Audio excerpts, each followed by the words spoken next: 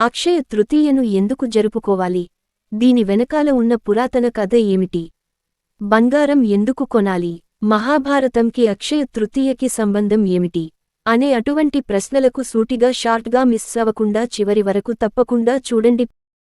ప్రతి సంవత్సరం వైశాఖ మాసంలో శుక్లపక్షంలో తదియ తిథి నాడు అక్షయ తృతీయ పండుగను జరుపుకుంటారు.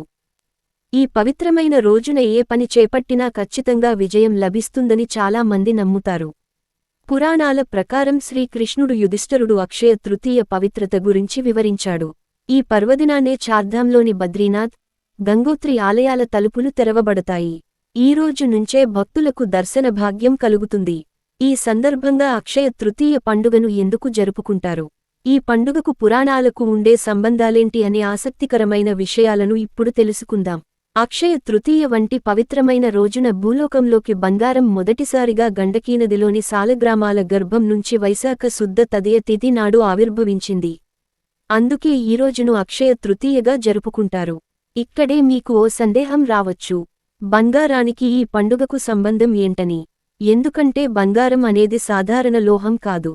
పురాణాల ప్రకారం బంగారాన్ని దేవలోహంగా పరిగణిస్తారు. బంగారానికి హిరణ్మయి అనే మరో పేరు కూడా ఉంది.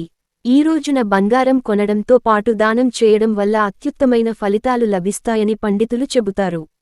అక్షయ తృతీయ రోజున హిరణ్యగర్భో భూగర్భో మాధవో మధుసూదన అనే విష్ణు సహస్రనామం పఠించాలి. దీనర్థం విష్ణువు అంటే హిరణ్యగర్భుడు, తన గర్భం నందు బంగారం కలిగిన వాడని అర్థం. అందుకే విష్ణువును బంగారానికి ప్రతిరూపంగా పరిగణిస్తారు. అందుకే ఈ పవిత్రమైన రోజున పండుగను జరుపుకుంటారు. అక్షయం అంటే ఎప్పటికీ తరిగిపోకుండా ఉంటుందని అర్థం.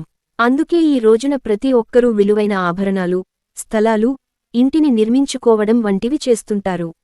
ఇలా చేయడం వల్ల తమ ఇంట్లో లక్ష్మీదేవి ప్రవేశిస్తుందని, తమకు శుభ ఫలితాలు కలుగుతాయని నమ్ముతారు.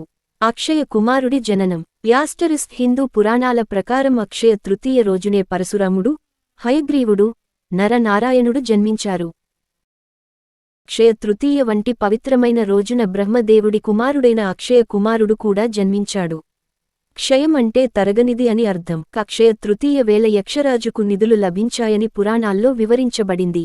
అక్షయ తృతీయ వంటి పవిత్రమైనే రోజునే భగీరథుని తపస్సు కారణంగా గంగమ్మ తల్లి దివి నుంచి భువికి దిగిందని నమ్ముతారు.